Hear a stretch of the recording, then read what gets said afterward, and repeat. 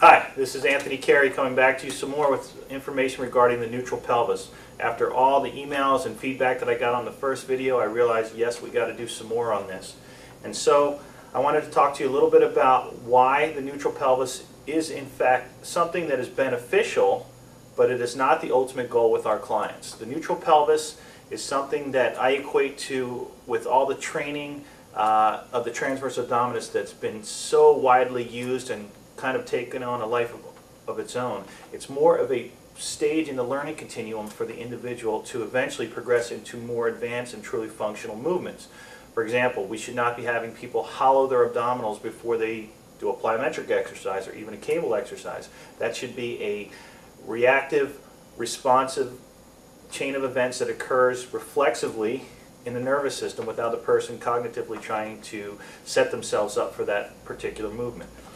With the neutral pelvis, we know that some folks are unable to disassociate independent but complementary movements of the hips and pelvis. For example, if somebody does not have good motion of the hips, we end up the hips and the pelvis move as a complete unit at times. When we have people try to assume the neutral pelvis as they're doing an exercise from the hips, that would be part of a learning continuum. How do I separate those two movements? And that's not just true for the sagittal plane. We do that often with people that have reduced motion in the transverse plane and even the frontal plane of the hips, and therefore the hips and the pelvis start to move as one rigid unit instead of independently. But then we want to be able to get back to the point of having the necessary complementary motions of where the lumbar spine and the pelvis and the hips all play nicely together, but they're in a controlled environment where the body is able to decelerate the forces as necessary to continue with the movement.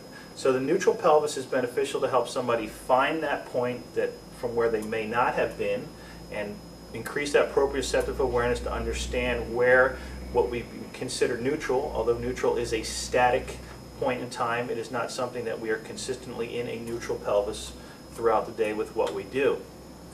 And finally, we might have to even consider the fact that some people are actually better trained in an increased lordosis, and then other folks might be better trained with the lordosis removed.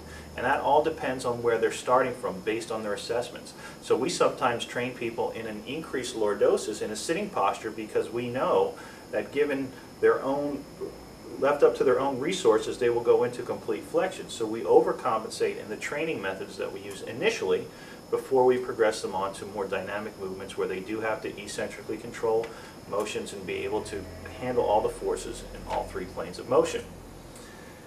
Hopefully that's added a little bit more insight into where I was coming from with the myth of neutral pelvis.